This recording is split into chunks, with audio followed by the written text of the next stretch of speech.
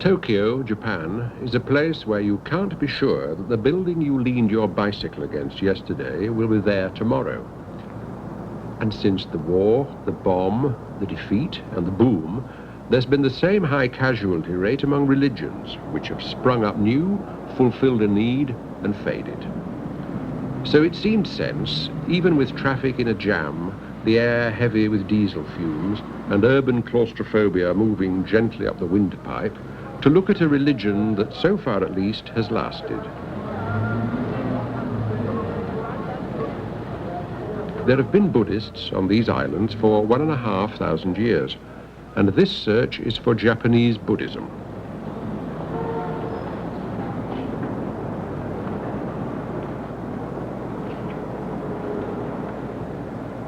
The Buddha I thought I knew already was the Buddha I'd heard of in Sri Lanka, what we used to call Ceylon. His teaching had been carried south from India by a Buddhist prince and 6 Buddhist monks who'd landed here 2,000 years ago and converted the king. After that, Buddhism rolled in without obstruction.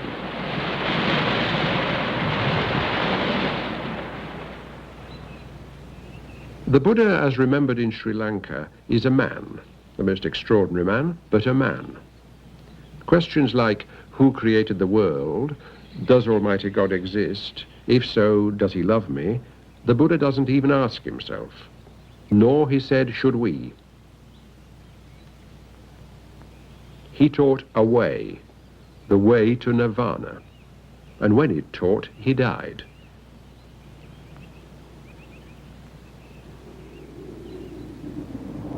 But Japan is right at the other end of the Buddhist world. The monks who carried the teaching there went north out of India. They took the Silk Route, through the snows, over the mountains, and so across China, meeting new hazards, new civilizations, and new gods, and into Japan.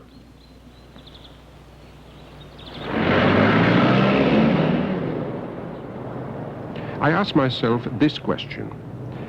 If the Buddha of Japan met the Buddha of Sri Lanka after all this time, would they recognize each other? The search began in a Tokyo restaurant 5 floors high and busy. Its nickname, regardless of what the billboard says, is the Zen restaurant, and that's what intrigued me. Say Buddhism and Japan in one breath, and people like me say Zen. The restaurant is owned by Mr. Tani, once a barrow boy, but now in his 80s and a successful businessman. 45 years ago, during the Depression, starving and jobless, Mr. Tani could see no way out but to kill himself. Instead, so he says, he sat quite still and attempted to switch off the bombardment of his thoughts by listening to his breath. He stayed alive. Since then, while business has boomed, he has been a practitioner of Zazen, sitting meditation. What's more, everyone who works for him sits too, all 400 of them, once a month with weekend refresher courses. Otherwise, he doesn't employ them.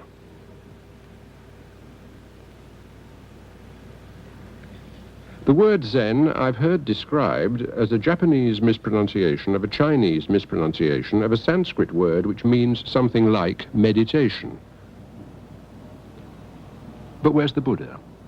There's no image, no chanting, no scripture, no sermon, nothing a Westerner can nod to and say, ah yes, religion. Just waitresses, cashiers, cooks, and the doorman, under Mr. Tani's eye, sitting still, being where they are, and breathing.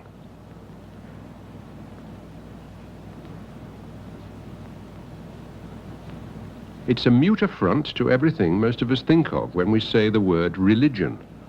But they call it Buddhism, all right? Zen Buddhism.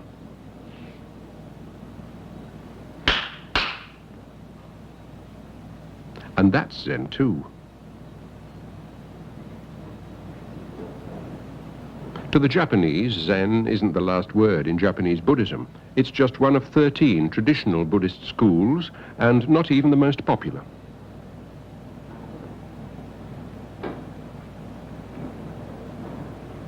People asked me, looking puzzled, why the West was so captivated.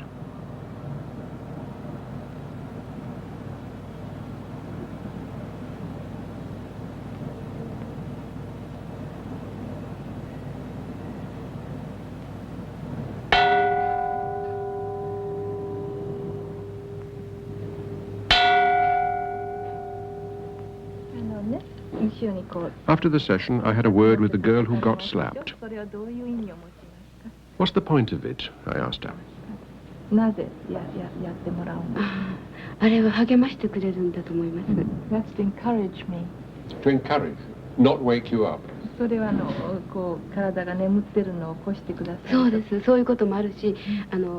That too, she said, but I'd be quite wrong to see the man with the stick as an enemy or a critic. I asked how people outside reacted when they heard she was doing Zazen. At first, she said, they thought it a bit eccentric because they didn't know anything about it. But now they can see a change in her. She's gentler. Her friends say that her face, her expression, has softened. The question, how did Zen start, may produce, as it did for me here, the story of the Venerable Kashyapa. One day, near the end of his life, so the story goes, Gautama the Buddha was asked to preach a sermon. He stood before his audience, but instead of opening his mouth, he held up a flower. Everybody present, with one exception, waited for words of explanation. One man, his disciple Kashyapa, smiled, at which the Buddha said, "There is a supreme Dharma, a wonderful truth. Words cannot reach it, and words cannot teach it. That truth I have just handed to Kashyapa." And that, said the storyteller, is how the Zen truth will always be handed on, from master to pupil, in a special transmission, outside all ritual, outside all scripture. The first Zen master I met lives with his wife in a suburb of Tokyo and runs a training school in sword fighting and calligraphy, writing with a brush. His name is Master Omori. You'd call him, I think, a traditionalist.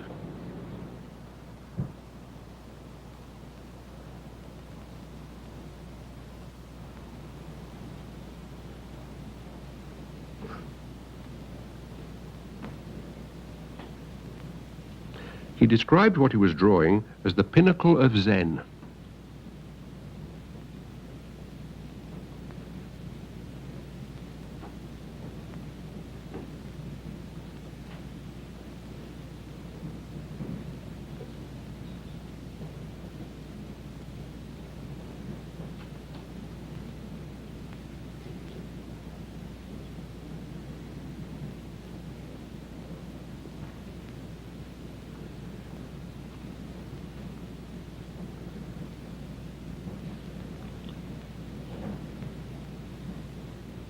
Ah, good, I thought. He's writing an explanation.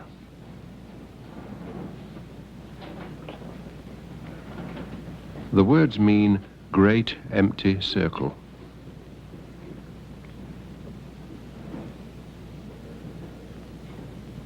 Omori-san is a master of sword fighting as well. Zen is sometimes called the warrior's way. I watched him take an exercise with a pupil, what he described as a sword fighter's grammar that starts with a bow to a shrine.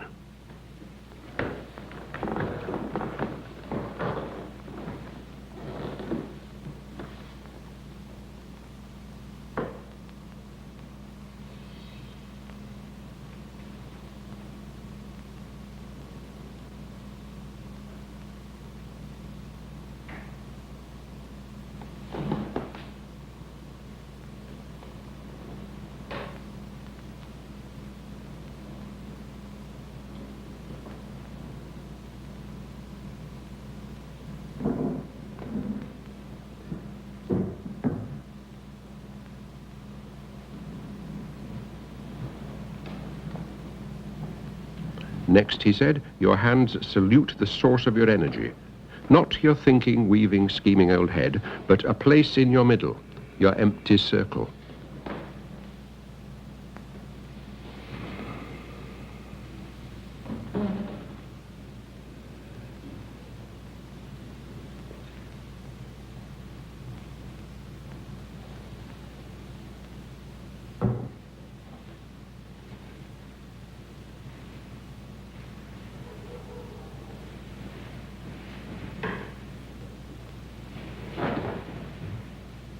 To each fighter, the other is not his enemy, but his shadow, his reflection.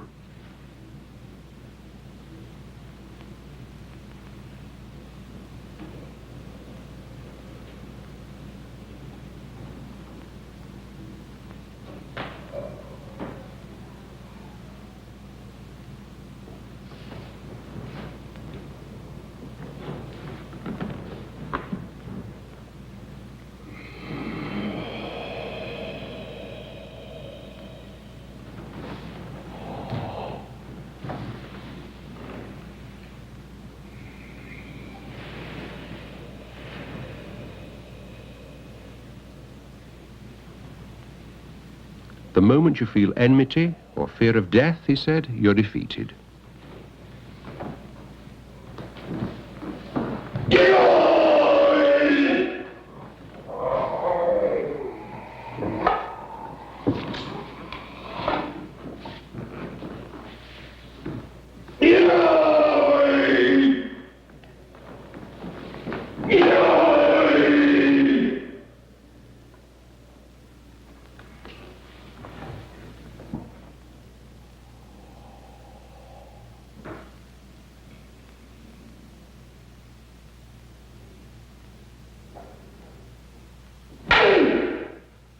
That, said the master, tells me whether the pupil can put the whole of himself into one simple, undeflected blow.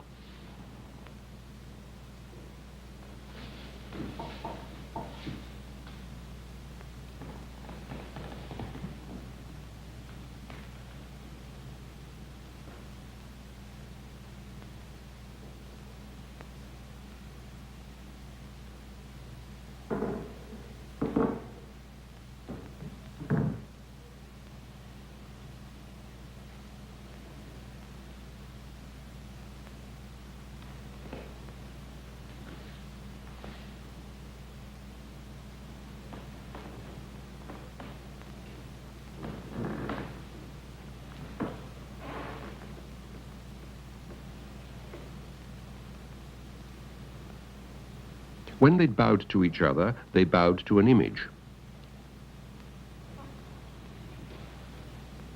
Is that the Buddha? I asked. A form of Buddha, came the answer, a bodhisattva. When I bow to it, I bow to something in my own heart. That something I call compassion.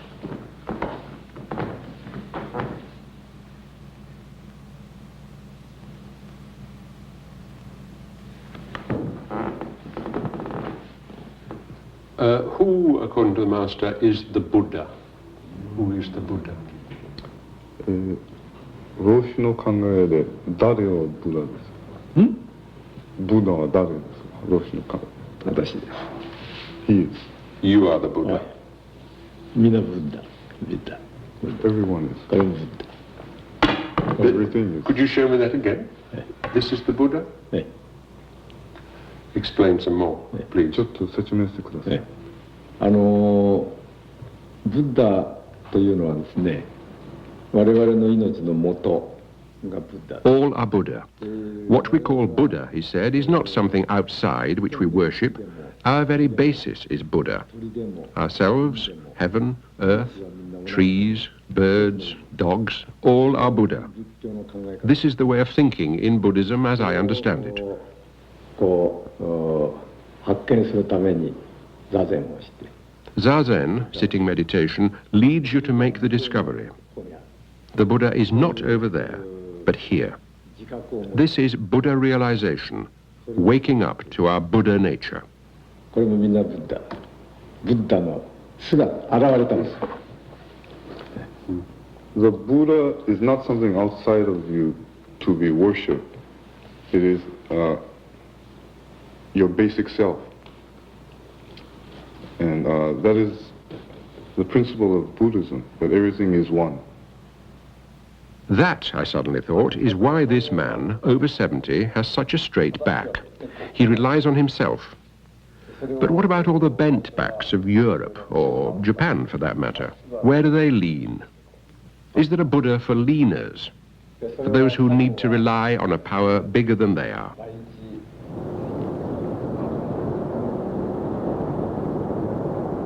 The bullet train takes you from Tokyo to Kyoto, over 300 miles in under 3 hours. And there's Mount Fuji. So on to Kyoto with a side thought from a train window. It's all very well for Master Omori to say, I am the Buddha, you are the Buddha, the people down there in those houses are Buddha. But one form of Buddha, at least, we are not. We are not the great teacher, 2,000 years dead, who's known as the founder of Buddhism. We're not in Nirvana. I'm in a train. Kyoto, the old capital of Japan, set among the hills.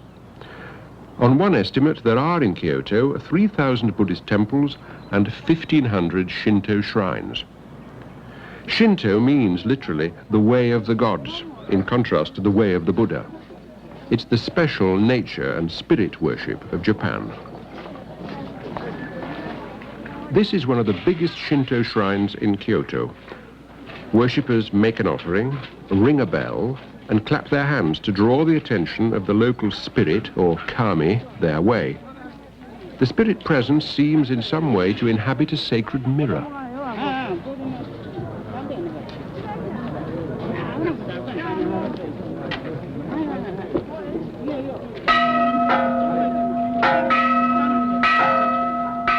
Then, as likely as not, the worshipper goes to a Buddhist priest in the same compound to have his fortune told.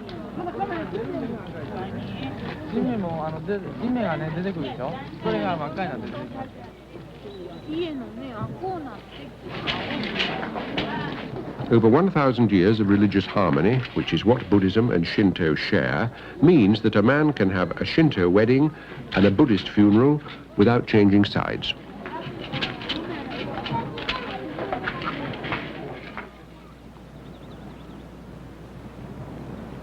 It's amazing, without a pope, a Quran, or a jealous God looking down on it, that Buddhism hasn't compromised itself out of existence.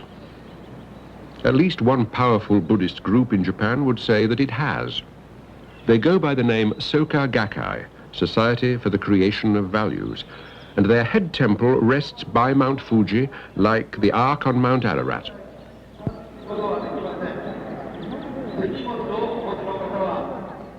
It's a building that speaks. Buoyancy, wealth, security, energy, hygiene, modernity, mighty capacity. Critics say it isn't even Buddhist. Soka Gakkai says it's not just Buddhist, it's Buddhism of the only true sort.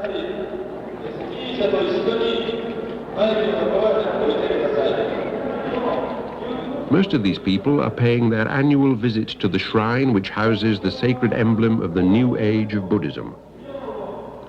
Soka Gakkai claims the right scripture, right worship, right Buddha. No longer Gautama, but a Buddha for these more strenuous days.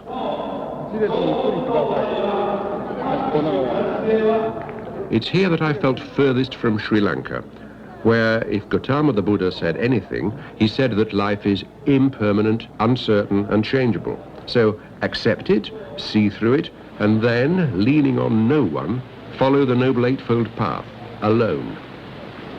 Gautama, says Soka Gakkai, doesn't speak to the age we live in.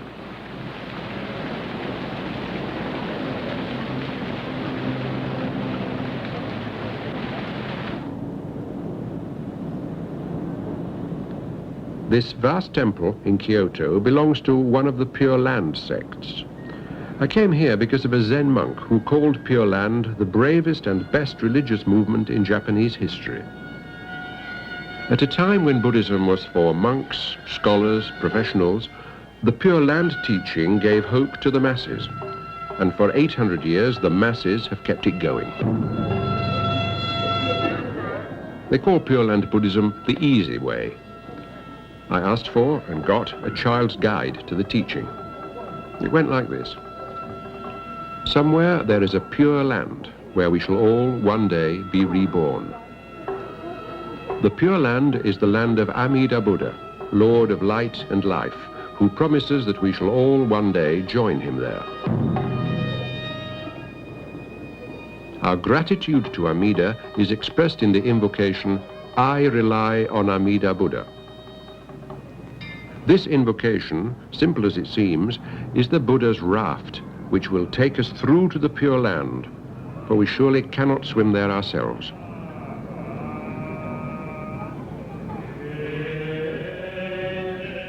Rather as you'd expect at court, there's a Pure Land dynasty in this temple, claiming descent from the founder of the sect 800 years ago. I paid my respects to the current patriarch, who also happens to be a relative of the emperor. He received me in an imperial audience chamber, a Japanese national treasure.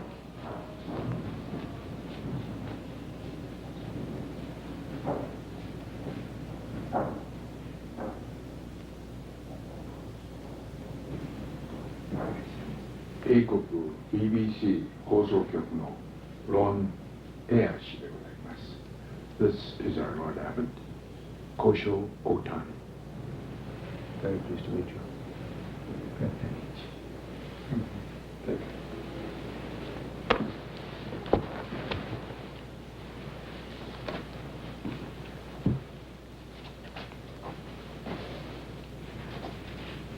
It felt odd to be sitting talking about Buddhism for the roughnecks, the helpless, the hopeless, the penniless, in a room which spoke to me of centuries of privilege and the flowering in pictures of a whole refined aristocratic civilization.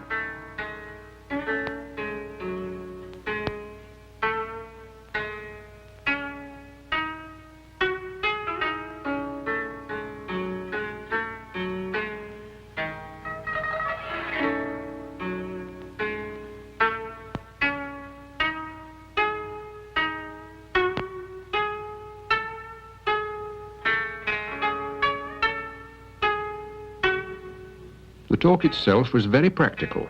In effect, he warned me against being too literal, too Western, too concrete. The truth you can put into words and pictures, he said, is never the absolute truth. When I said the easy way sounded too easy for words, he said, not when you try it. Afterwards, the interpreter, Mr. Kumata, took me across the road for a cup of coffee. He's a Pure Land priest. Would you say that the center, the religious center for the people we saw in the temple, is the temple? Or is it the home or somewhere else? Well, I suppose you could say that the temple is the center. There is a saying which says, during the day you should worship at your family altar in the mornings and evenings. But once a week, at least, you should go to the temple. That's the focus. Yes. If you wanted to take me to where you thought I would see some Pure Land in action, then would it be a family, or where would you Yes, suggest? I would take it to a family.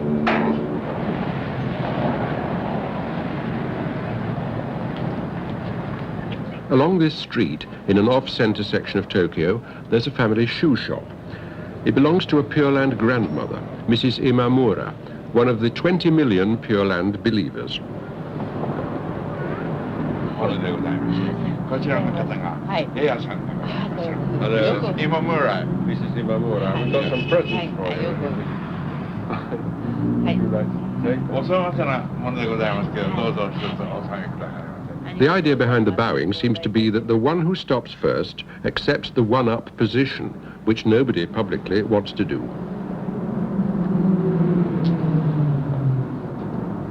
On the wall at the back was a reproduction of a French Impressionist painting. Beyond and upstairs were the living quarters for the whole of her family.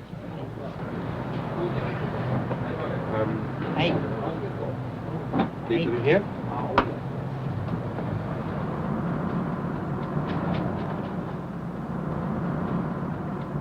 Son minded the shop, daughter-in-law was at the sink, grandchildren were at the television watching sumo wrestling, well described as the survival of the fattest.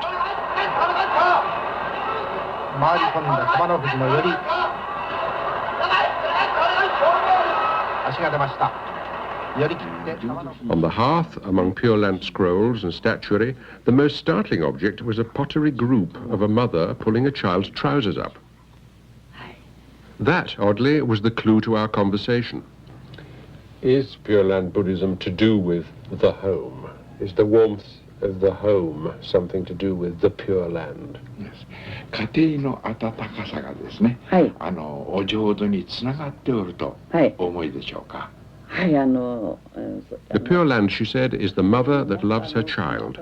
The Pure Land, to me, is the sun that brings warmth to the heart. But Amida's love is warmer than the sun, and bigger than the love of any mother, of any grandmother even. The very warmth of the home is a portion of the Pure Land. How does Mrs. Imamura look upon people who are not Pure Land Buddhists and therefore may not be delivered into the Pure Land?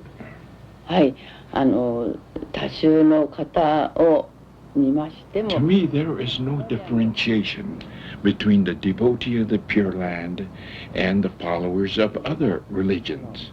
Eventually, I believe that all of the people will be delivered into the Pure Land through the Amida Buddha's compassion. It's a bit of an irony to go in search of the Pure Land in the acrid and poisonous air of an industrial suburb, but that's where we went next. Mr. Kumata took me to the Sugita Wire Works in Tokyo.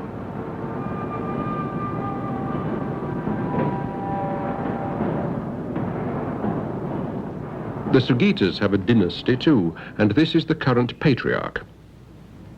He comes over as tough, poised, self-reliant, a natural industrial fighter. It's hard to think of him saying, I rely on anything outside himself, even Amida Buddha, but he's a devoted Pure Land believer. Why, I said as we went round the works, don't you go in for Zen? I should think self-reliance would appeal to you. Zen takes time, he said. I've got my hands full here.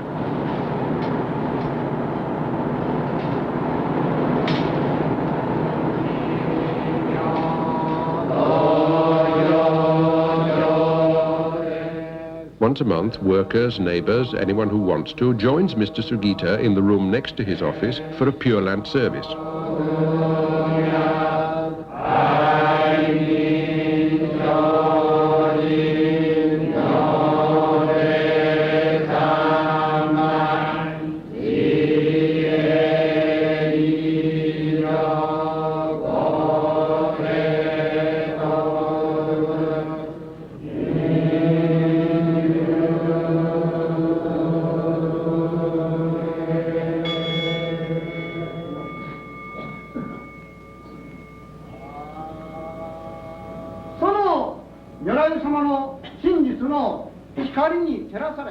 By the way, the chants, the sermon, the minister in the black gown are evidently meant to look Protestant. I was told how last century Protestant missions had made some gains and the Buddhists picked up the style. But the likeness ends there. These are not prayers to a god for what he may do next, but thanks to the Buddha for what he's done already, which, in Mr. Sugita's words, is to fill the world with limbs of his compassion, drawing us all up towards him. He's talking about a great northern Buddhist theme. You hear it time after time, the idea of the Bodhisattva. The Buddha, the Bodhisattva. The question, what's the connection, gets various answers. Here's the one I heard most often.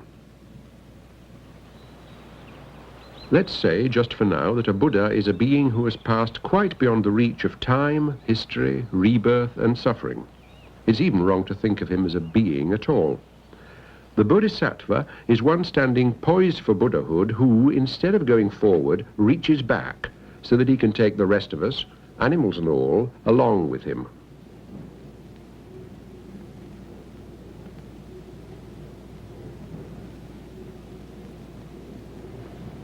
Buddhists can no more sculpt the compassion of the Buddha than Christians can sculpt the love of God, but they try.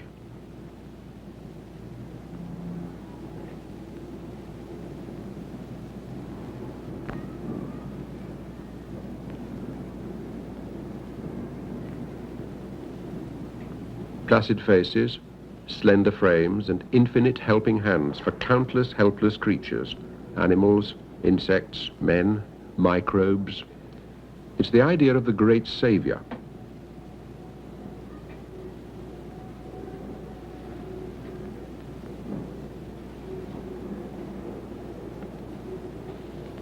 I kept being drawn back to this gallery, which houses 1,001 forms of the Bodhisattva of compassion.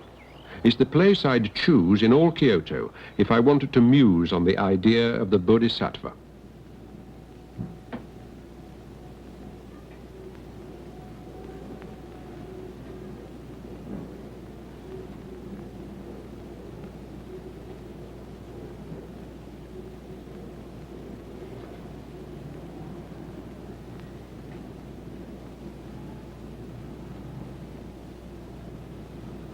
A thought. Jesus, in the eyes of Christians, is one Saviour, one God. I wonder if a Japanese Buddhist reading the Christian Gospels might see him as one Saviour among many, as a great Bodhisattva. Halfway through this particular search, I might have spoken of two forms of Buddhism pointing opposite ways. Zen, pointing to self-reliance, and Pure Land, pointing to self-abandonment. I even found two Japanese words to cover them, one meaning self-help, and the other meaning help of another. But now I'm not so sure. What the two sides share seems of more consequence than where they differ. They are each mounting an assault, they tell you, on blind ego, on what they call our deluded belief that we are permanent, separate, self-sufficient entities. The styles, of course, vary. You don't have to be told that a young man wielding a stick is very different from an old woman singing a hymn. But they are not rivals. They share one destination. All I can say is that Pure Land gave me new eyes for Zen.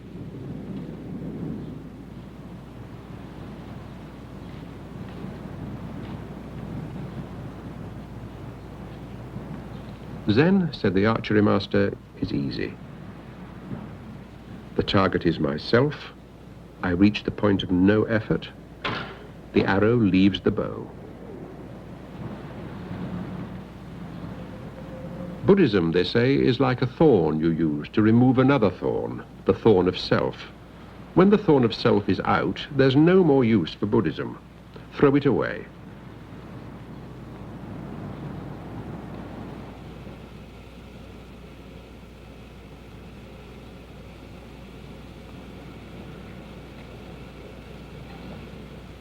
Tea with two Zen tea masters.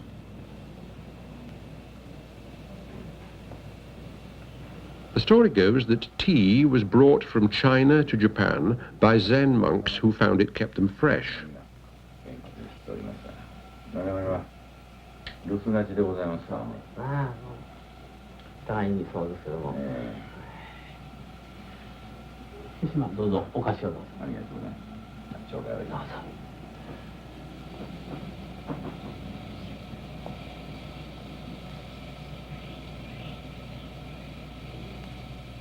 How different, I thought, from the tea bag ceremony, as it is widely known in the West. That is, a bag flung in a cup, casually submerged in boiling water, and left to stew.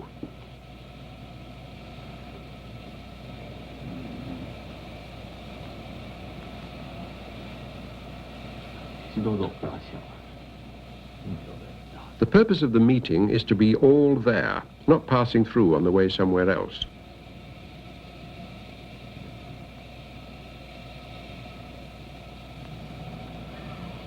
The water boils. The sound changes.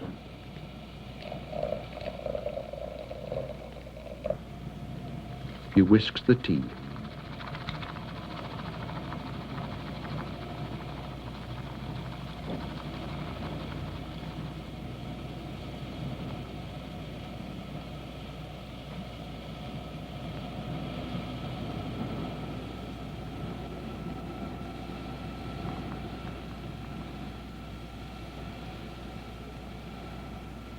Before you study Zen, said the tea master, a bowl is a bowl and tea is tea. While you're studying Zen, a bowl is no longer a bowl and tea is no longer tea. When you're enlightened, a bowl is again a bowl and tea is tea. 頂戴です。どうも。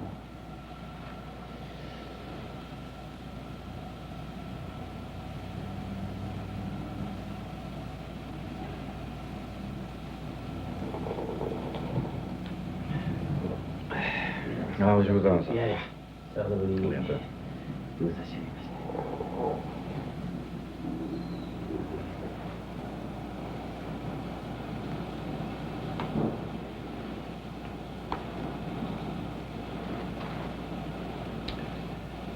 これはご先代の、はい、おその通りだってお手づくねですね。お懐かしますね。お互いに、They're admiring the tea bowl. いいお方でございました。ありがとうございます。目が遠山とかですね。そうですか。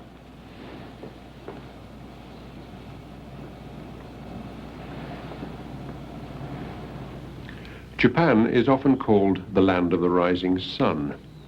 After this trip, I may have to call it the land of the disappearing Buddha. The single question, who is the Buddha, produces answers as various as you, me, this stick, nothing, a dead teacher, truth, the thingness of a thing, an empty circle, compassion, or a shake of the head, until you start to wonder if maybe you've asked something silly.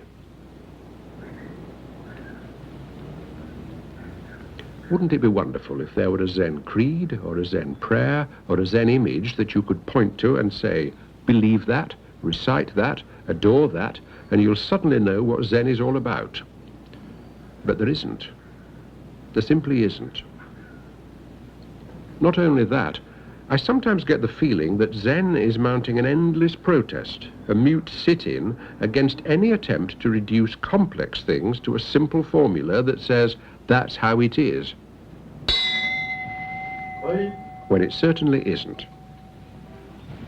This is Daitokuji, a Zen monastery, and I've come to see the abbot.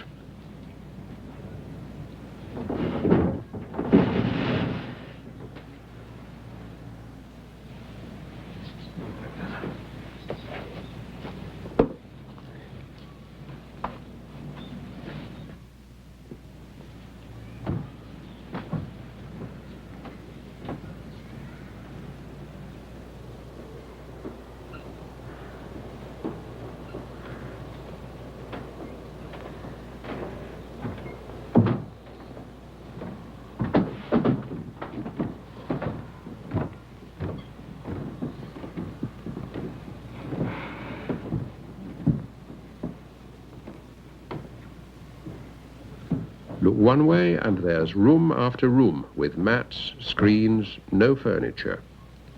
Look the other way and there's always a garden.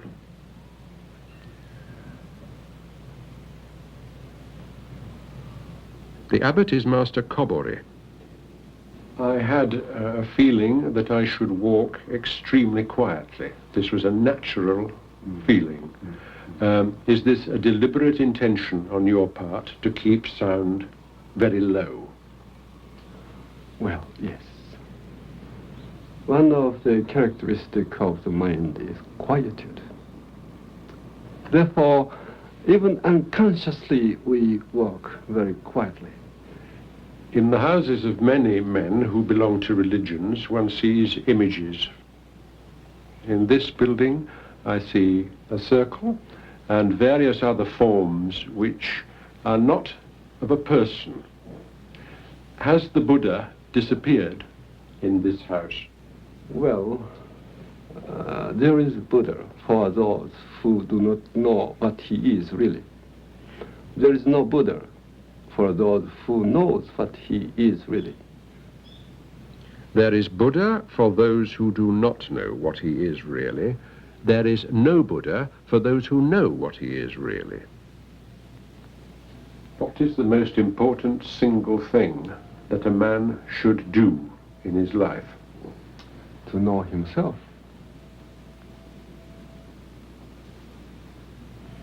not only through idea, but through his total being. I believe it.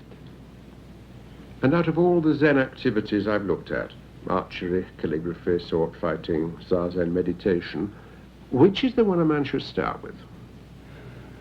I can say Zazen, sitting meditation. But the sitting meditation looks so stiff and deliberate. Yes, in the beginning it is conscious, deliberate, formal. Everything is so, in the beginning. It cannot be natural from the beginning. It looks physically, certainly from most Westerners, extremely difficult to get your knees onto the ground, to have your ears and nose and belly in the right order. Why is it so important to be exact about those things? Well, that is the physically most balanced state. Physically. Just like stone placed on the ground. If stone is round, this will be moved by wind. But if it is exactly square, then it cannot be moved easily. Now a stone or a frog sits naturally, without effort. I wonder if that's the clue I'm looking for. On a windy day, I went to a Zen training monastery in Kobe to find out.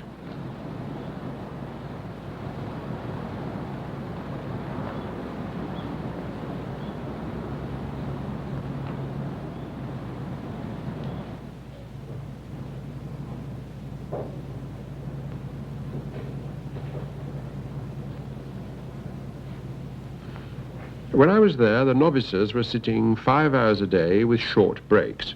But sittings can last sometimes 18 hours, sometimes longer.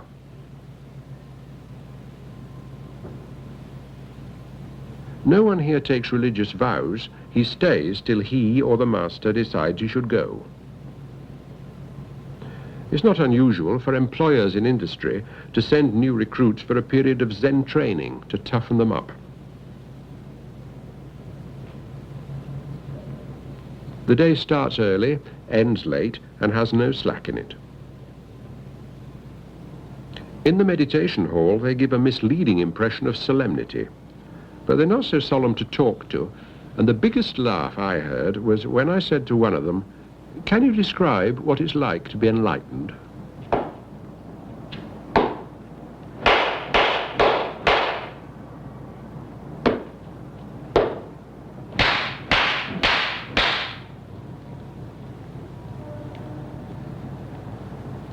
The novice master compared the slap on the shoulder with the slap on the backside of a newborn child.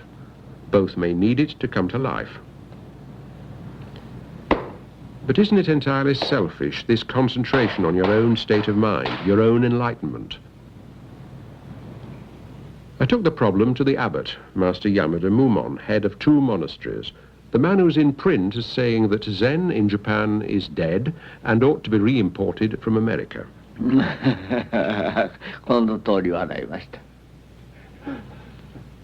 He held a stick, and I had an alert feeling that at any moment he might hit me. What's the connection, I asked, between Zazen, sitting meditation, and having compassion for other creatures?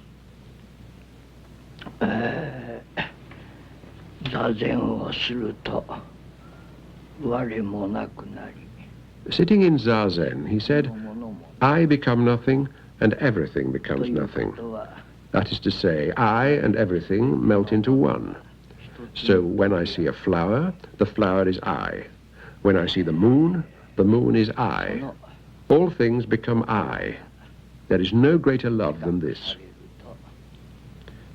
Can Zen, I asked, ever be popular, or must it always be something for the elite? His answer propelled me out of the Japanese tradition and into the one I was born in. He quoted Jesus. Unless the heart becomes that of a little child, a man cannot enter the kingdom of heaven. Zazen is becoming a little child.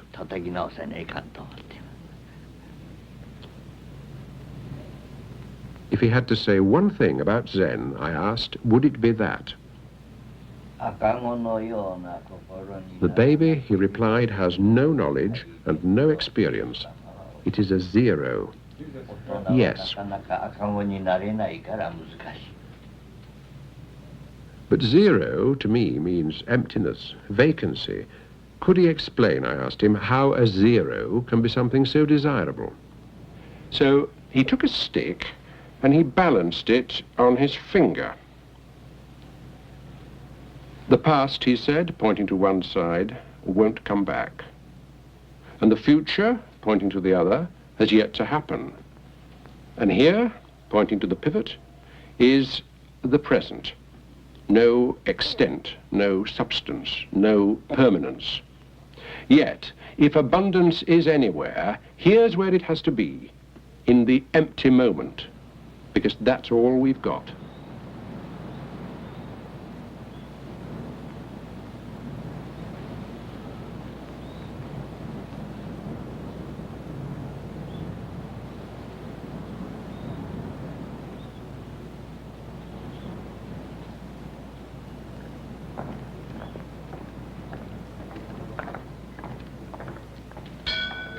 The day ended with an event literally beyond description.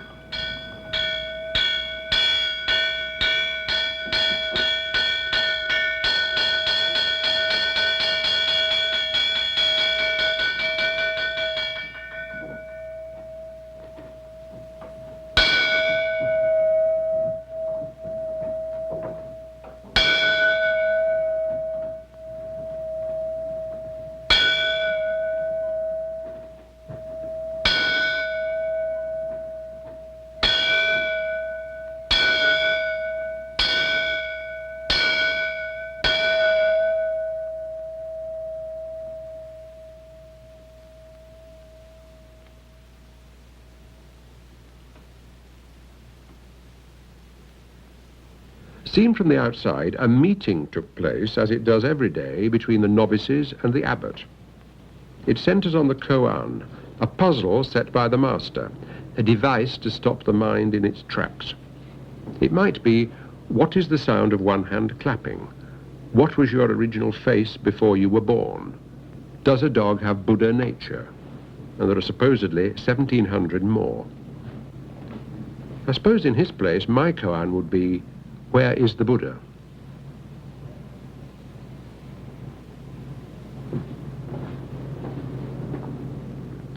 The answer, what anyone does or says, is something transmitted between novice and abbot, and them only.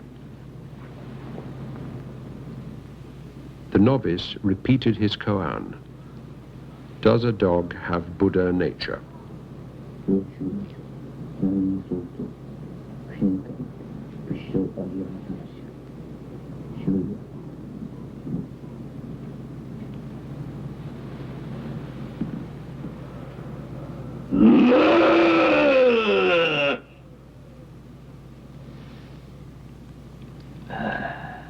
下っ腹に力を入れて三昧に入って我もなければ世界もない絶対無の境地をしっくり味わってかねばいかん口先だけな無ではあかん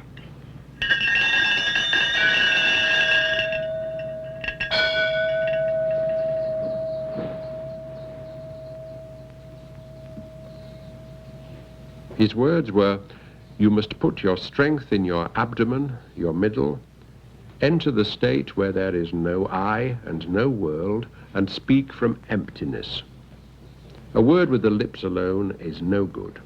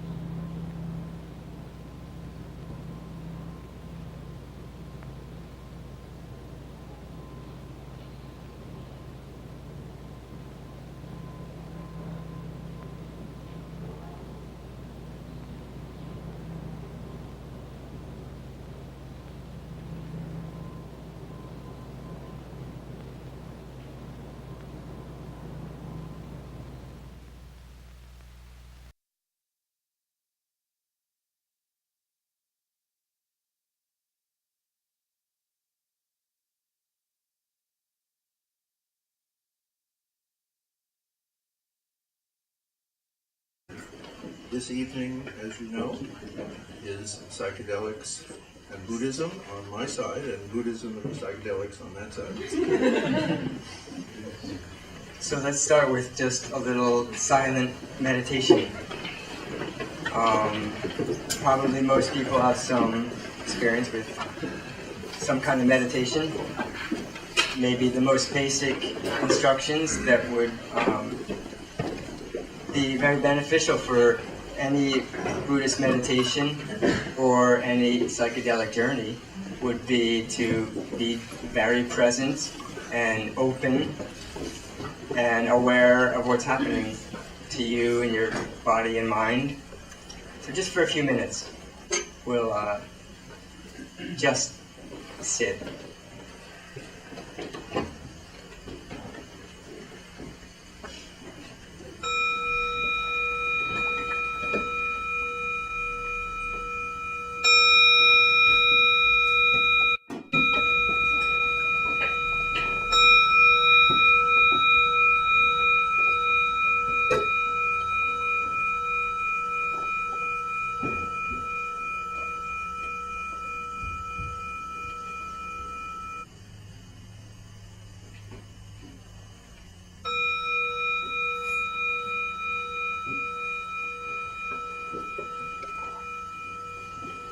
My name is Kokyo. Should we say a little bit about ourselves? Much as you are willing to share. I've been a Zen Buddhist priest for 18 years in the tradition of Suzuki Roshi in San Francisco Zen Center. And mostly living in monasteries or similar environments over that time. And before I got into practice, or maybe around the same time I was getting into practice, some psychedelic experiences were really formative for me. And I think this is true of many people who end up getting into long-term Buddhist practices. They begin their practice with a whole new way of seeing the world through such an experience, and often then they'll put it aside or they'll integrate it some way. But for me, it's something that I really honor in my life, and that's something we can explore. Is there some connection there? But for me, I think it was a significant condition for basically like giving my whole life to Buddhist practice. You say a little bit about yourself? I'm Jim, and I guess mine might be the opposite story. That when I used psychedelics, I had no interest in Buddhist practice, and I have become incredibly fond of the wisdom of Buddhism, as well as the wide range of opinions within the Buddhist community about psychedelics and about the whole question of natural and unnatural. And when we met and really liked each other, I said, it'd be interesting just if we talked about this. And much to my amazement, Kyoka said, yeah, that's a good idea. And then I said, how about it at your Zendo, which would not have held us all. And we ended up actually changing rooms because when we put out the notion that we would discuss this as a group, a great many people expressed interest. And then a lot of people, as happens this day, said, well, why don't you film it, podcast it, stream it, make it easy for me. And particularly when they were saying this from South Africa and from Canada and from Croatia, we then asked Bryce if he would make this eventually available to other people. Because it looks like it is a concern. Certainly, it's a concern those of us who work primarily in the psychedelic world, research and otherwise, are very aware that there's a range of experiences which apparently appear to overlap the classical mystical experiences of the great traditions. And there's a huge number of psychedelic experiences that have nothing to do with that. And that as we look in the kind of literature, most of that distinction is totally fuzzed away.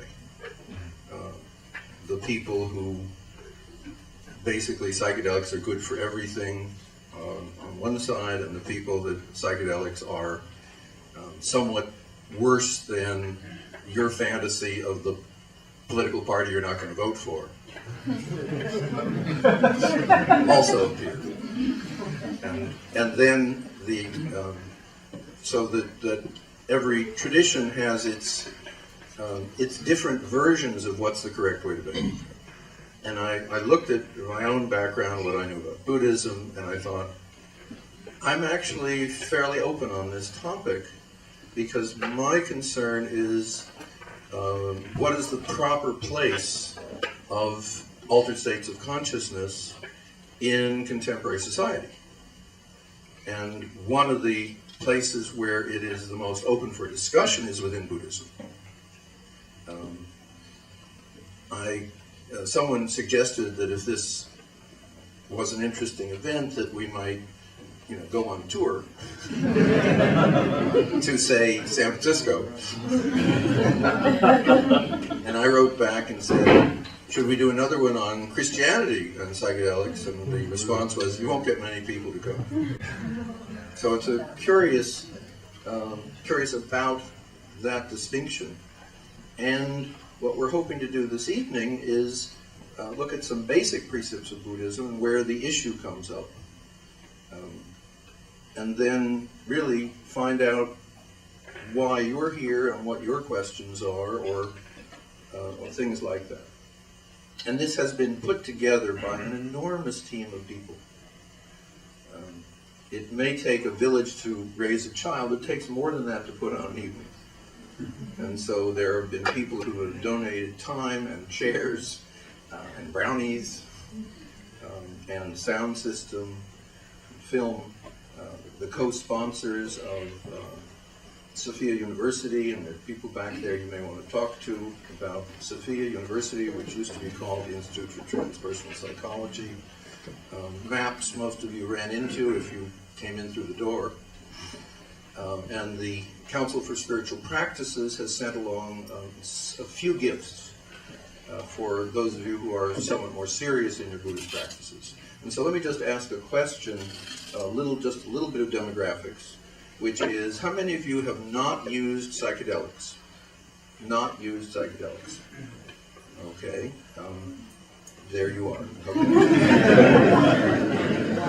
How many of you have not participated in something that a Buddhist helped you participate in?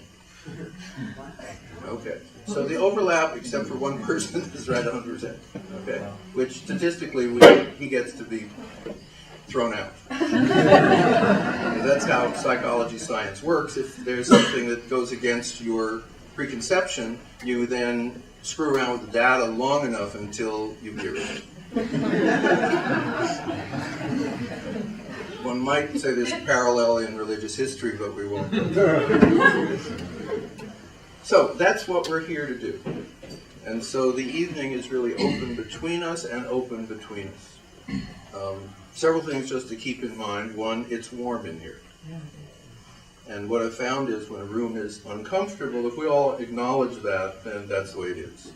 And so this is not San Francisco, where one is allowed to take off as much as you wish, but you are welcome to take off an awful lot, should you wish. And we will have breaks. Bathrooms are down this hallway. And I think that probably handles the basics. I'll be handing out, this is a question. I would like you to be participants in a national research study, for which I have a one-page form that takes about 5 minutes. and I would be very appreciative if you would. And I also already have one request from an East Coast researcher who wants to know whatever it is we find. Because where else am I going to get this kind of a group? And someone has accused me of developing crowdsourced research. And once I read it, I thought, ooh, that's so much better than I thought of. I just thought, since I'm here someplace, I'd kind of exploit people. So I do have a one-page form, which I'll hand out at some point. The other is, let me just give you a little news from the hinterlands. And this is actually not known until, to very, very few people. But John Hopkins, as some of you may know in the psychedelic world, has been doing a series of research studies, including a number of them dealing with the interaction of spiritual experience and psychedelics. There's a lot of other research with various illnesses, but this is the only set of studies about health. This is from the senior investigator, Roland Griffiths. We have a study in active planning stages to investigate the subjective, behavioral, and neural, MRI, acute and enduring effects of psilocybin in long-term meditators. We expect to start enrolling during the first quarter of 2013. Because of the many study visits over the course of 4 months, participants will be restricted to those that live within easy commuting distance of Johns Hopkins.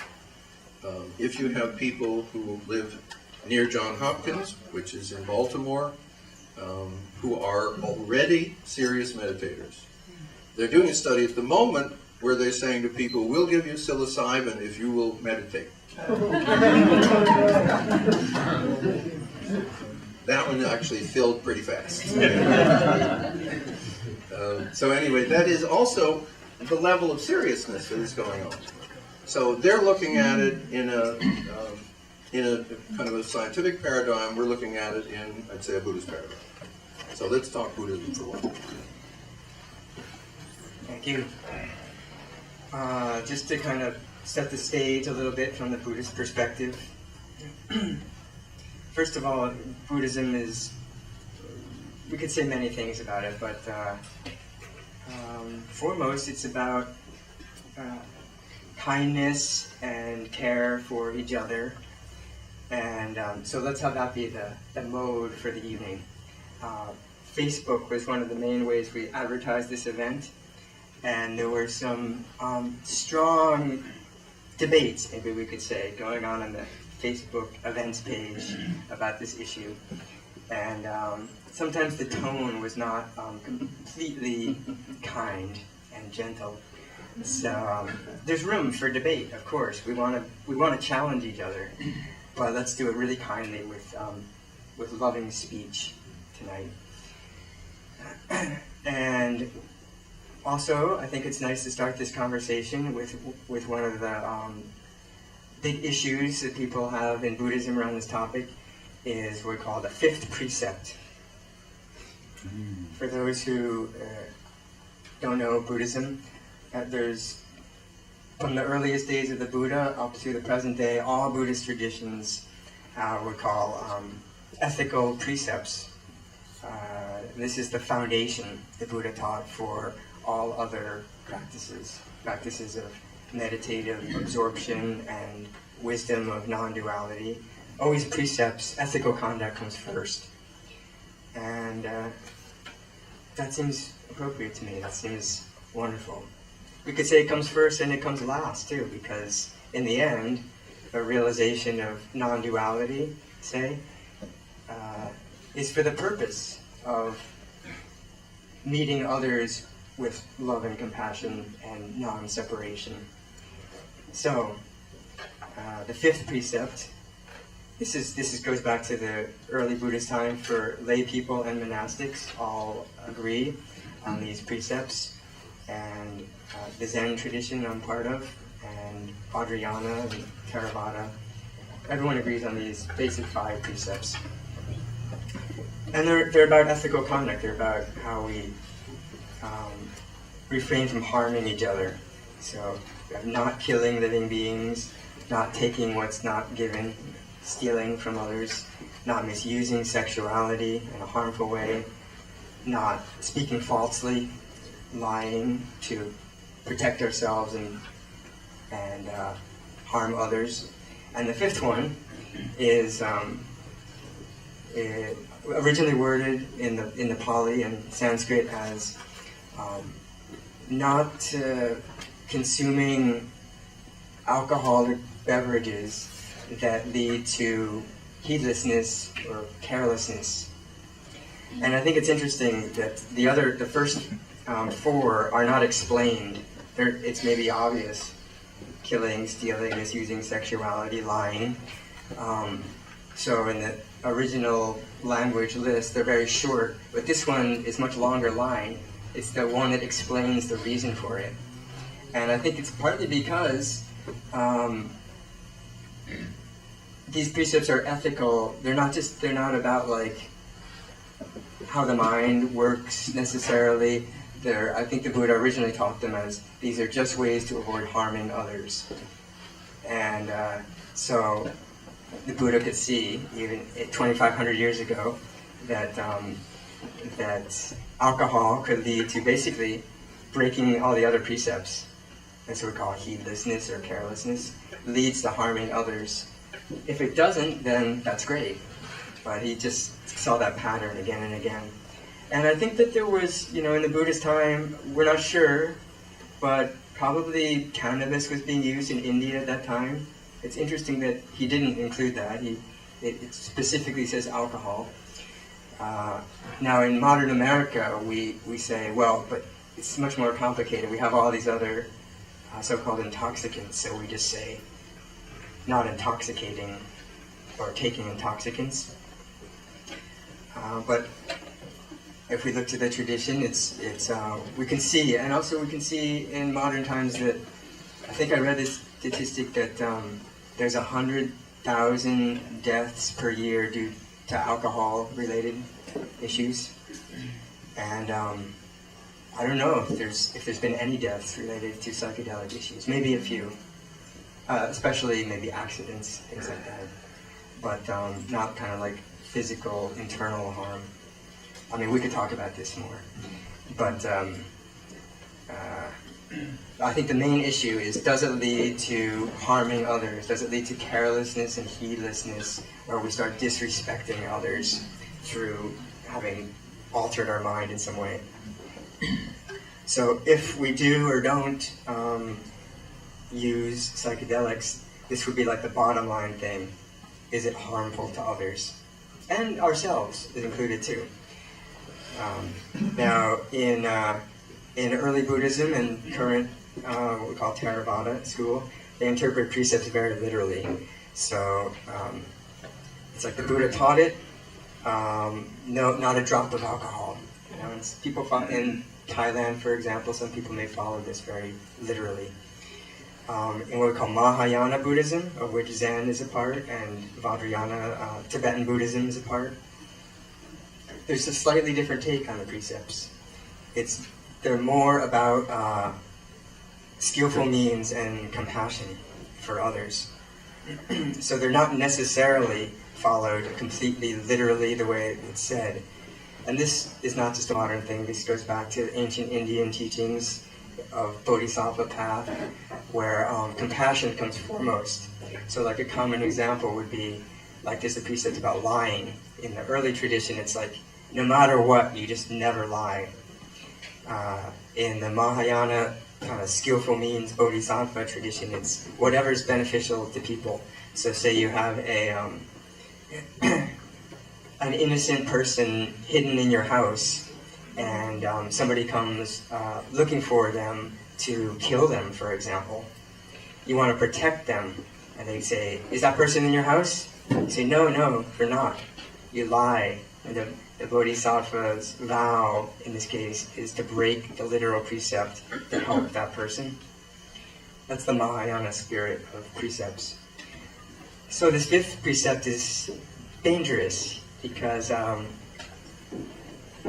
we have to ask, if we go against the literal meaning, of either alcohol or to include all kinds of other anything that alters the mind in any way. If we violate that on the grounds of compassion, like we think this would be beneficial to others or ourselves, we have to be very, very careful. I think it's very easy to fool ourselves. That's why this Mahayana great vehicle is very challenging. It's why it's more profound in a way than just literally following rules. It's like we really have to ask deeply and very honestly check with ourselves, do we really feel this is beneficial? So I think that's a good context to look at use of different substances. We feel like it'd be beneficial to ourselves, and from a bodhisattva perspective, we don't really think so much about is it beneficial to ourselves as the foremost thing, but is it beneficial to our ongoing unfolding of realization so that we can help others. It's really about compassion and helping others in the end. So some people might go into like solitary retreat for years and years. It might not look like that's compassionate work to help others, but if they're doing it in the bodhisattva spirit, they're doing that work on themselves in order to eventually benefit others, particularly benefit others by the realization that we're really not separate. Anything that helps unfold this radical realization that we are not separate seems very beneficial. So that's one way of talking about this fifth precept, and it's not kind of like licensed to do whatever. It's more like the challenge to look really deeply. Do we feel like if we go against a literal meaning of a precept, we have to be very scrutinizing with ourselves about our intention. It's about intention. Is this a beneficial intention for ourselves and others?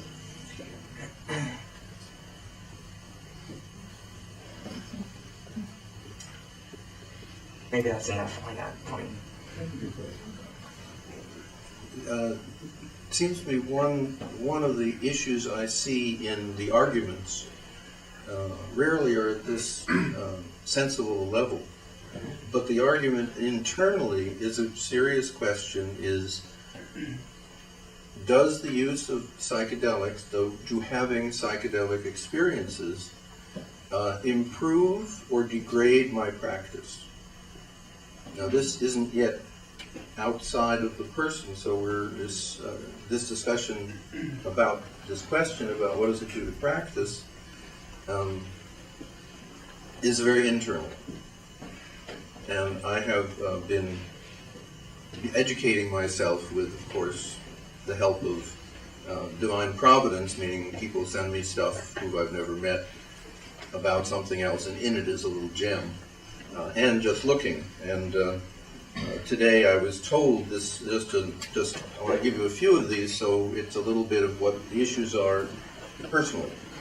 This is an Alan Watts story that Tom told me this afternoon, that Alan, near the end of his life, and Alan was one of the great popularizers of Buddhism, and within the Buddhist community there are 2 points of view: too much popularization, etc., or good for you, Alan. Near the end of his life, he was asked by a young man, is it worthwhile to take LSD? Seems kind of right in your face. After pondering a bit, Alan replied, that's like asking me if life is worthwhile. And, Alan continued, for God's sake, don't take any street acid. So there's a level of kind of bodhisattvaness and a level of extreme practicality.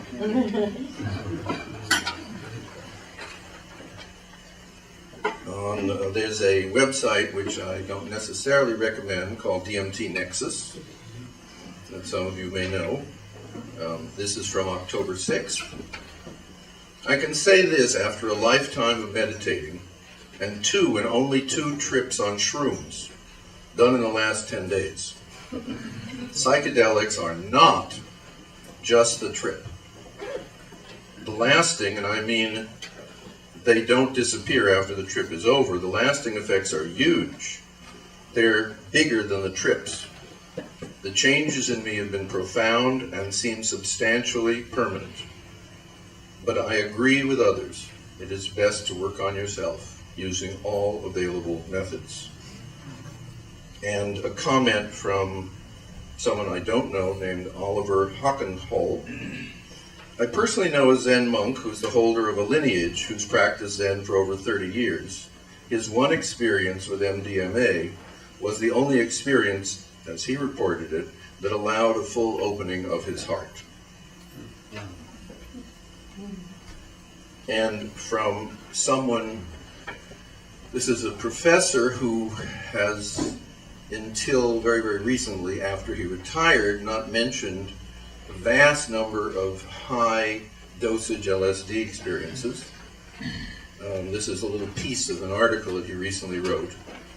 After the collective purification ended, I was spun into the radiance of what, using Buddhist vocabulary, I perceived to be the domain of diamond luminosity. I've known light many times before, but this was an exceptionally pure light. The domain captivated me so completely that it completely extinguished any interest I had in exploring the various subtle dimensions of archetypical reality that had previously fascinated me. This was a different order of reality altogether. Its clarity was so overwhelming, its energy so pure, that returning to it quickly became my deepest agenda in future sessions.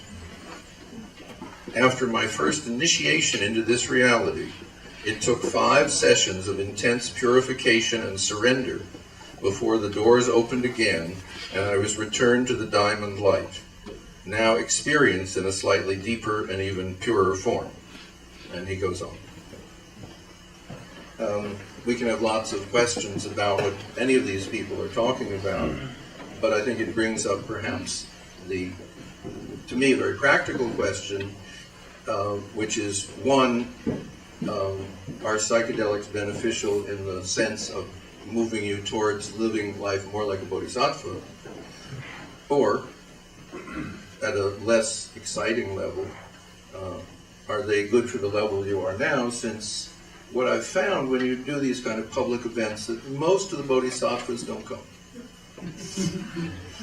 They have compassion for us doing this, but they really don't show up. So if I'm wrong on some of your bodhisattvas, just levitate just enough so you can see, and we will end the evening right there. We'll all work with you. But since some of us are not yet at the bodhisattvic level, at least in this lifetime, those are real questions.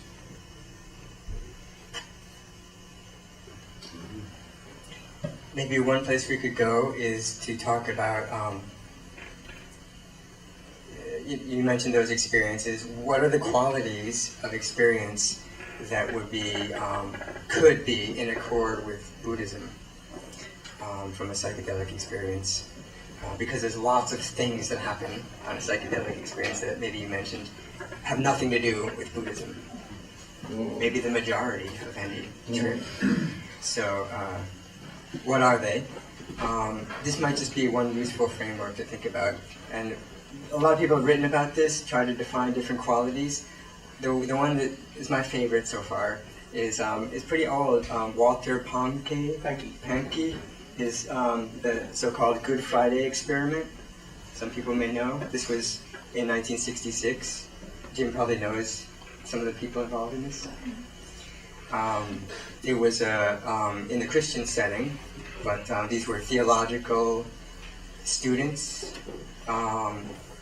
in seminary school on a Good Friday service that were given psilocybin as a scientific experiment with a placebo for some people, and so they try to really, check it out. And they came up beforehand with a kind of like they call it the 9-category typology of mystical state of consciousness. So kind of like list of qualities of mystical experience. And we usually don't use that word so much in Buddhism, in my experience. Mystical experience, it sounds a little too far out or something. But when I looked up mystical in the dictionary, it says, having the nature of an individual, direct, subjective communion with either with God or with ultimate reality. So in that case, if we say direct communion with ultimate reality, that sounds very much in accord with Buddha Dharma. And the actual definitions here also a nice list talking about the experience in Buddhism. Also, we'd say in Buddhism, especially again from the Bodhisattva Mahayana perspective, that it's not about mystical experience or communion with ultimate reality for its own sake. You know, even though that might be really wonderful, that's not the point in and of itself. It's the point of realizing non-duality or communion with ultimate truth is both for personal liberation from one's own bondage and suffering and discontent. It's a basic Buddhist teaching that the root of all our problems is the belief that things are separate and outside us, and that things like substantially exist in and of themselves. So the insight that those are actually illusions is profoundly can release one from all kinds of suffering, if it's deeply realized and then integrated into one's life. But even more, we could say in Buddhism, in Mahayana Buddhism, that the purpose of that very insight is not even our own liberation from suffering.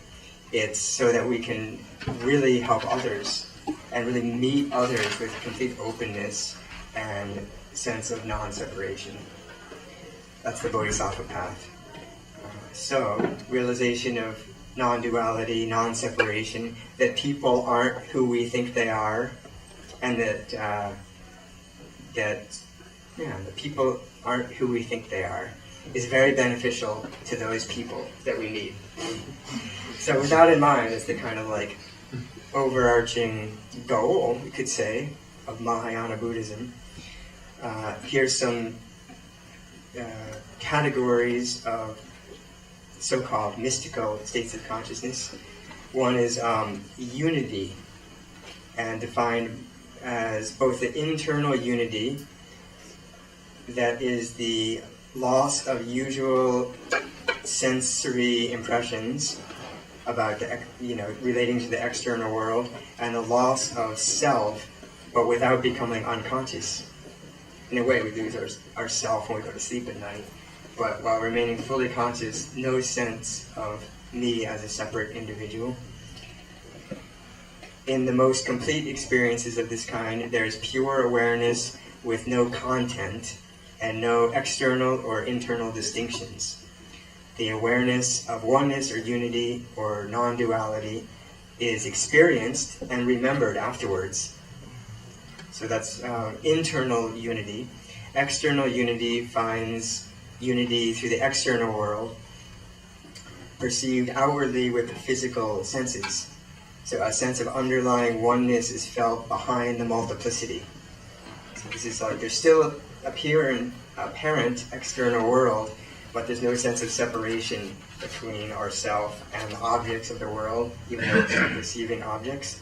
That's an external unity. All objects are part of the same undifferentiated unity.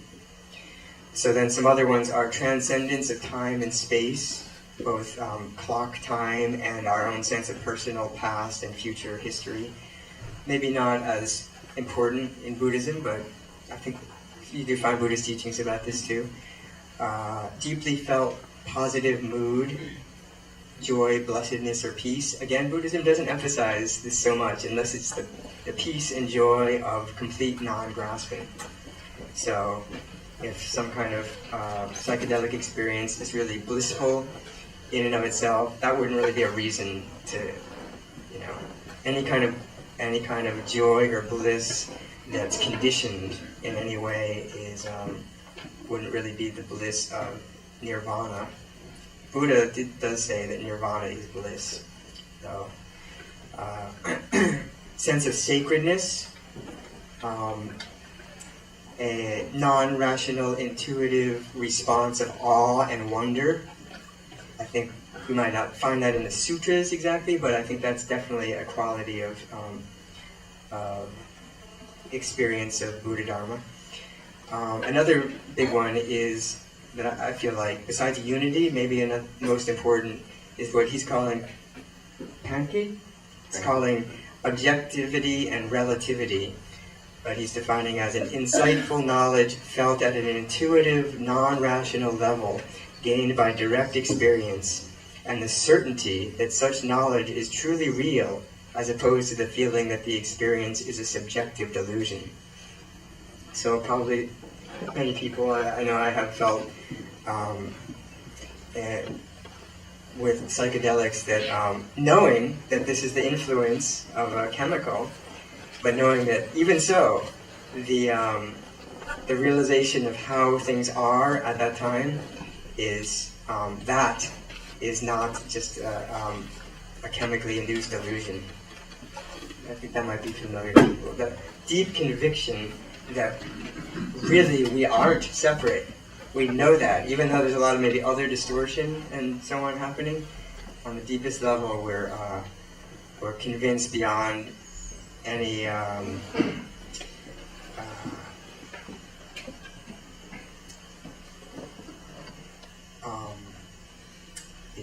rational thought. Paradoxicality is another quality of mystical experience. Like in Buddhism, we might say form itself is emptiness. Emptiness is form. It's paradoxical. It doesn't really make sense rationally, but in a mystical experience, it makes complete sense. And related to that is alleged ineffability, meaning the experience is beyond words. So if somebody were to say, well, can you explain how form really is emptiness? I'm sorry, no. Transiency is the temporary nature of mystical experience, that we do return to usual experience for the most part. Maybe the Buddha never did, but most part it's a temporary experience. And then maybe also, lastly, and maybe most importantly, is persisting positive changes in attitude and behavior after the experience is over. And this is 4 parts. Positive changes toward oneself, toward others, toward life, and toward the mystical experience itself.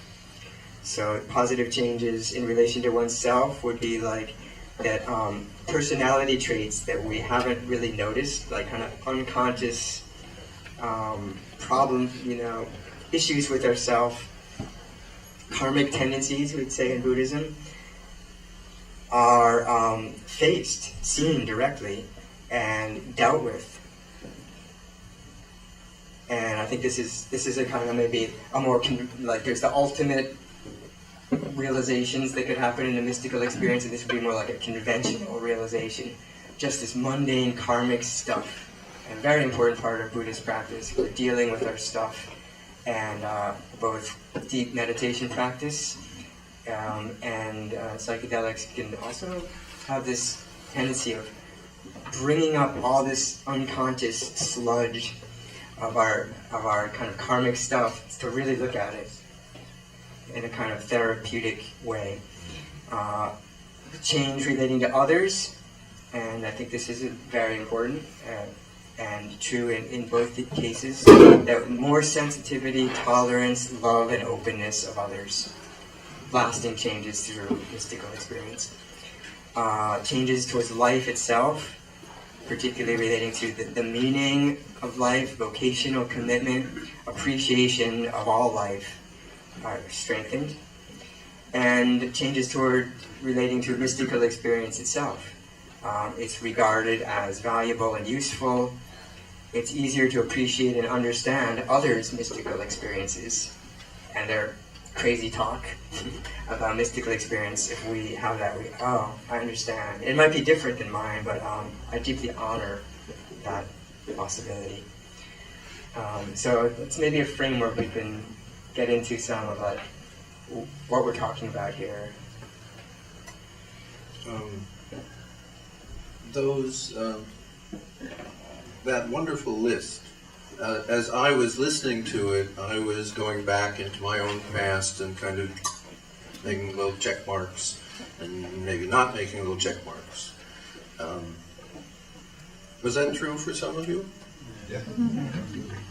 Were you checking off psychedelic experiences or times of Buddhist practice? Or both? I mean, that's really the question here is, are these overlapping worlds? Then the next question is that a good idea, and so forth. And then also, are there problems here? And so I think at this point, we're going to take a break in a little while, but why don't we try a question or two and see what happens. Now, just so you know, and some of you I know have forgotten this, but I'm going to tell you what a question is. Some of you have been to other events. A question is a sentence, one sentence. It may have a clause or two. At the end, the voice goes up. It is not a statement. It is not a position paper. It is not a chance to sell something. And it definitely does not start with, before I can ask my question, I have to tell you about my trip. I assure you in this very sophisticated audience that should your trip have been a meditative experience in Sesshin, or had it been dropping MDA at Burning Man after 36 hours of no sleep, we know what you're talking about.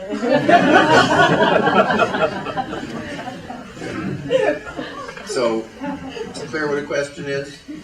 Now, I should warn you that I have a terrible habit of when you forget, I remind you. Such as, thank you, and then we'll go to someone else.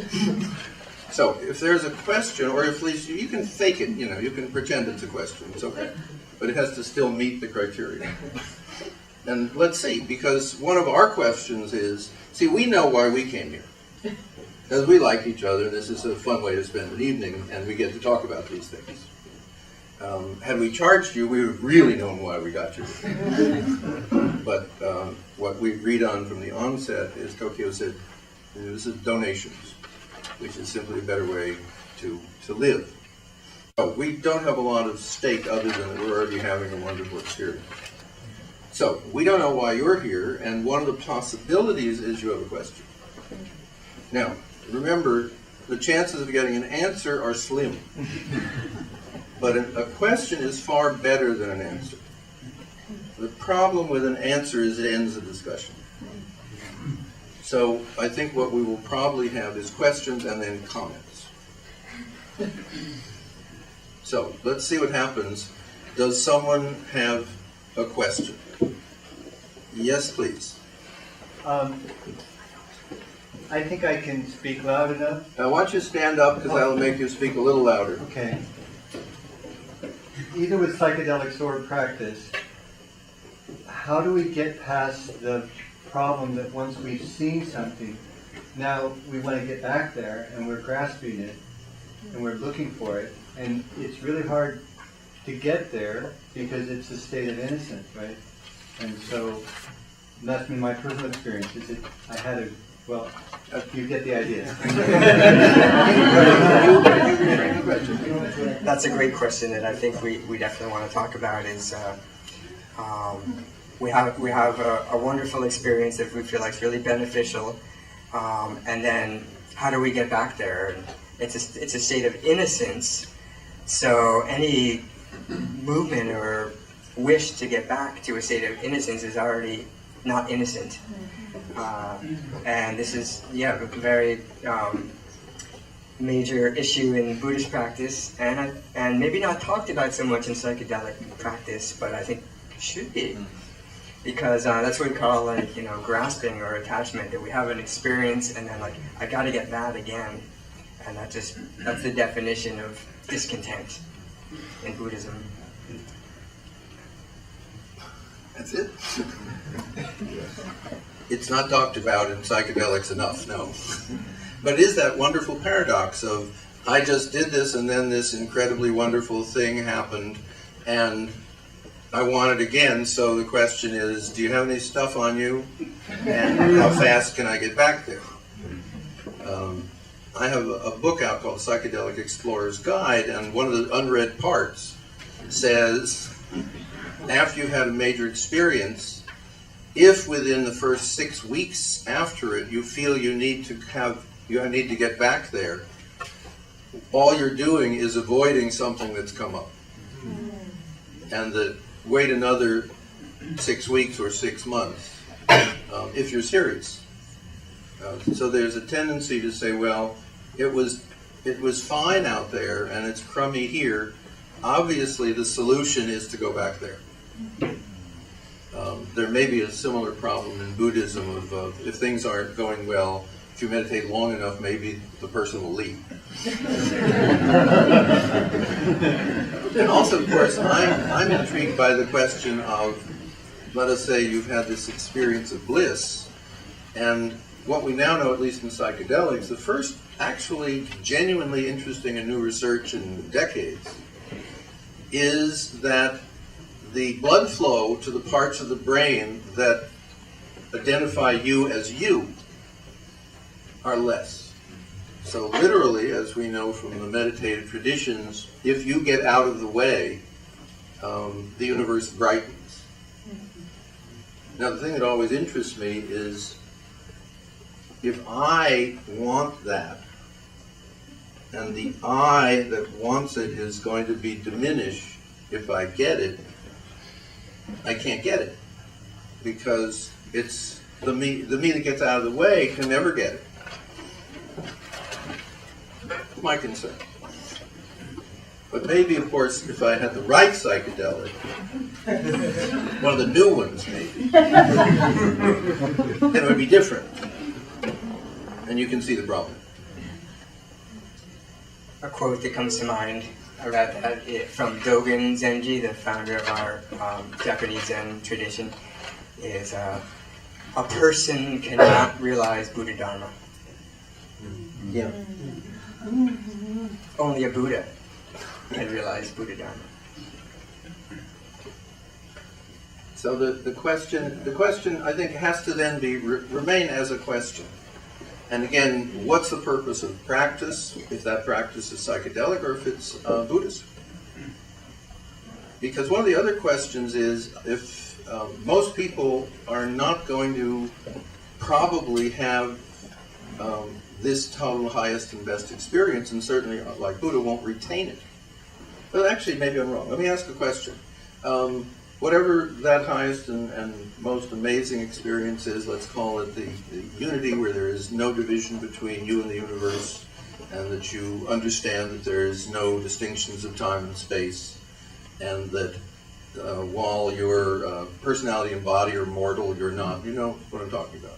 How many of you have actually experienced that? Okay. So here we are, and everybody came back. And I know in the many people I've sat with, one of the questions that they ask when they come back is, why did I come back into this body with all of its neurotic problems? When I was out there, it was clear that I wasn't necessarily attached to it. And the answer is that I'm the famous idea, but I know the problem. I was just appalled when I returned as a graduate student at Stanford, of all places. And it was clear that this was not the right place to work out this particular karmic destiny that I was experiencing. So it is a problem, and it is a question, and it's useful to keep it as a question. And it's the question really of, what is my motivation for what I'm doing? And the deeper question, of course, who is it that has such motivation? And perhaps below that, what is it that propels me to ask that question? And we can keep going down. So listen. Another thought about this is, particularly in Mahayana Buddhism, we talk about the realization of a Buddha, and that the mode of life we want to keep in mind is the integration of what we call the ultimate truth and the conventional truth, and that they're not separate. The ultimate truth where there is no division, complete unity, there's no self and other, emptiness. And then the conventional truth where there is self and other, there's the appearance of self and other, and the appearance of landing in Stanford, and me with a certain name and all that. And that those two truths are not separate, the conventional and the ultimate. And if you get stuck in wanting to live just in the ultimate, that's not the way. You can't actually relate to anybody there, because there isn't anybody. So, complete integration. And of course, most of us are living in the conventional truth, the conventional world, almost all the time. So, we need to realize the ultimate truth, but we need to be, as Nagarjuna, one of the great Indian ancestors, says, in order to realize the ultimate truth, you have to be completely grounded in the conventional truth, which means like these ethical precepts and so on. If we kind of neglect how we're taking care of ourselves and people, then it's actually impossible to realize the ultimate truth. At least in Buddhism. This is something where in the psychedelic world, some people might say, let's bypass the conventional and go straight to the ultimate, and this could be a problem. Right. There's a wonderful term called the spiritual bypass. That's when you realize you're God and you're still screwed up. And for those of us who like that, or acknowledge that, you think, well, the alternative is to never quite get there. And from the psychedelic point of view, that seems unnecessary. And so it's the question of climbing the mountain to the peak. And many people I've talked to said it's necessary to do it gradually. And other people have said, well, I'd kind of like to take a helicopter to the top and really look around and see if it's worth all that climbing. Alan Watts had a great book called This Is It. And then he had another book because that wasn't it.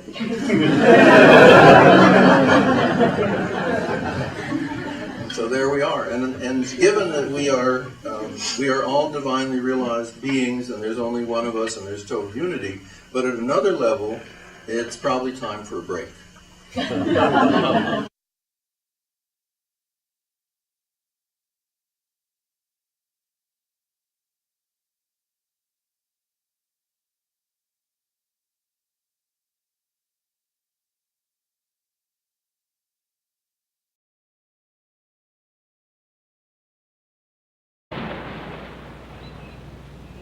The Buddha, as remembered in Sri Lanka, is a man, a most extraordinary man, but a man.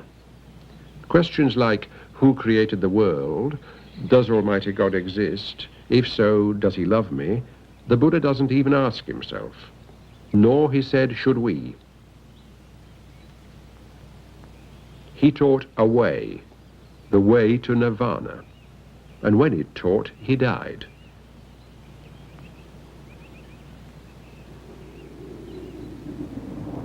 But Japan is right at the other end of the Buddhist world.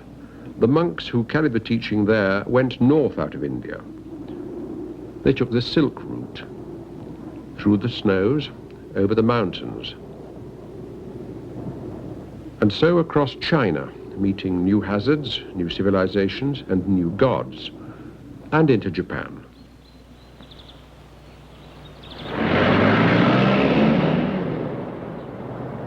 I ask myself this question. If the Buddha of Japan met the Buddha of Sri Lanka after all this time, would they recognize each other? The search began in a Tokyo restaurant 5 floors high and busy. Its nickname, regardless of what the billboard says, is the Zen restaurant, and that's what intrigued me. Say Buddhism and Japan in one breath, and people like me say Zen. The restaurant is owned by Mr. Tani, once a barrow boy, but now in his 80s and a successful businessman. 45 years ago, during the Depression, starving and jobless, Mr. Tarney could see no way out but to kill himself. Instead, so he says, he sat quite still and attempted to switch off the bombardment of his thoughts by listening to his breath. He stayed alive. Since then, while business has boomed, he has been a practitioner of Zazen, sitting meditation.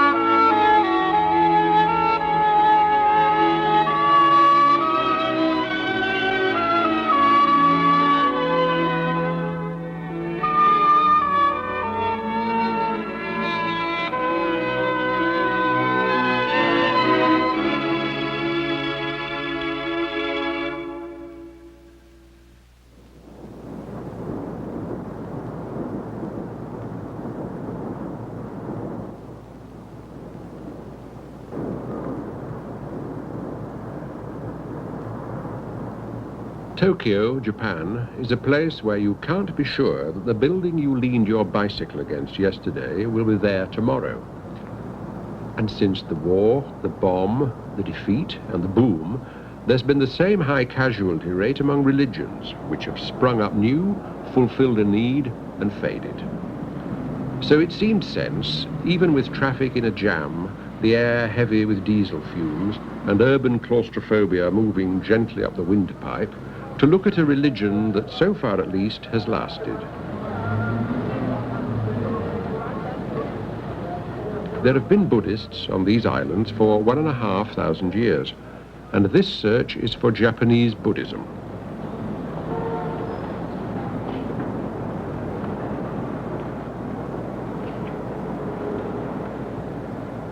The Buddha I thought I knew already was the Buddha I'd heard of in Sri Lanka, what we used to call Ceylon. His teaching had been carried south from India by a Buddhist prince and 6 Buddhist monks who'd landed here 2,000 years ago and converted the king. After that, Buddhism rolled in without obstruction.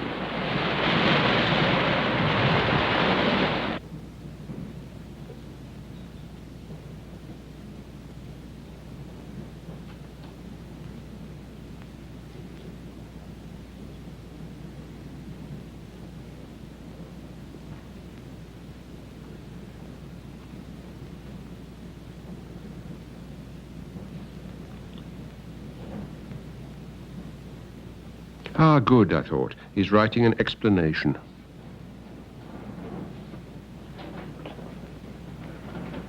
The words mean great empty circle.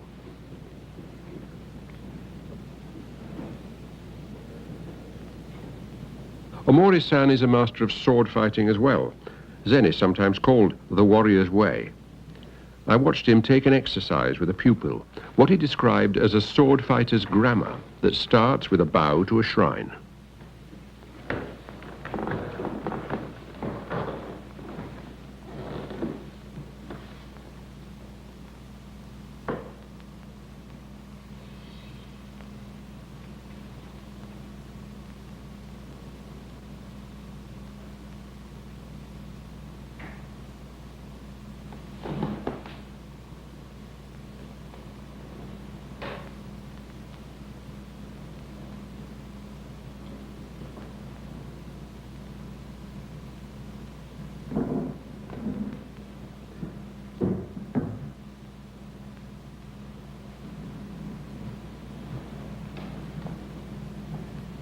Next, he said, your hands salute the source of your energy. Not your thinking, weaving, scheming old head, but a place in your middle, your empty circle.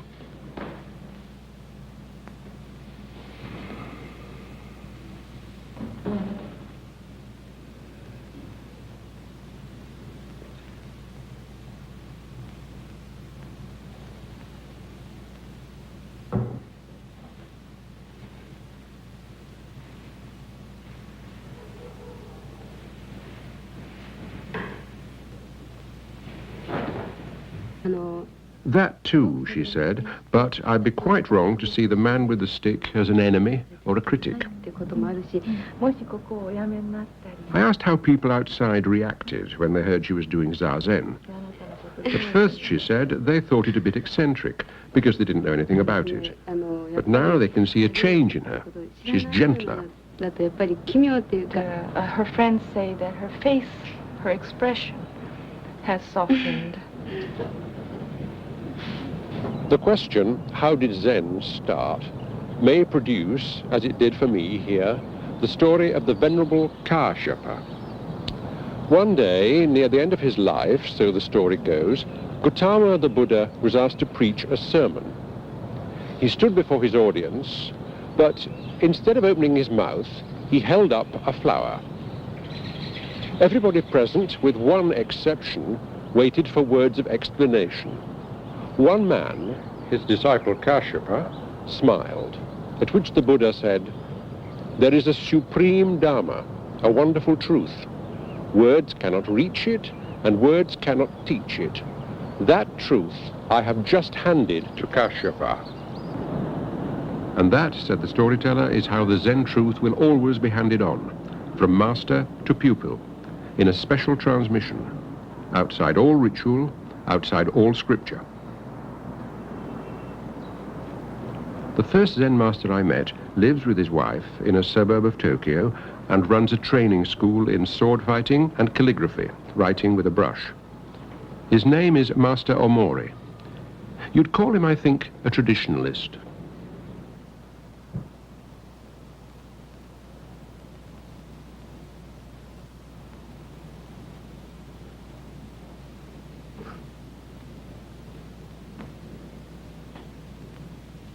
He described what he was drawing as the pinnacle of Zen.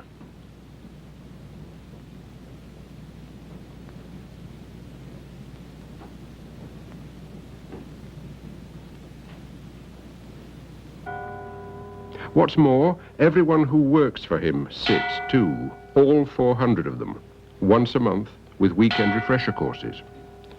Otherwise, he doesn't employ them.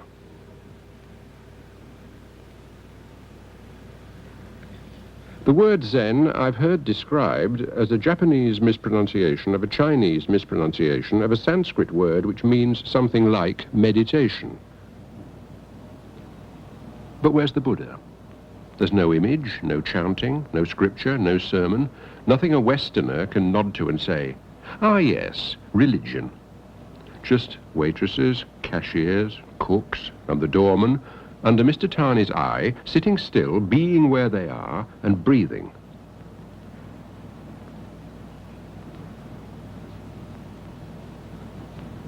It's a mute affront to everything most of us think of when we say the word religion. But they call it Buddhism, all right? Zen Buddhism.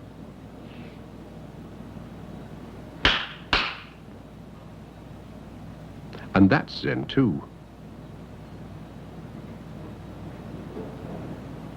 To the Japanese, Zen isn't the last word in Japanese Buddhism. It's just one of 13 traditional Buddhist schools, and not even the most popular.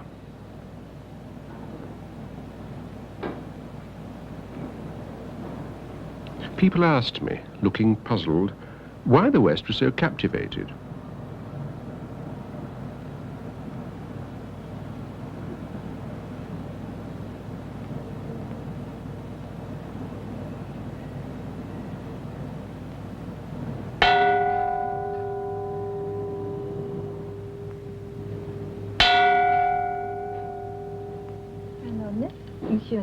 After the session, I had a word with the girl who got slapped.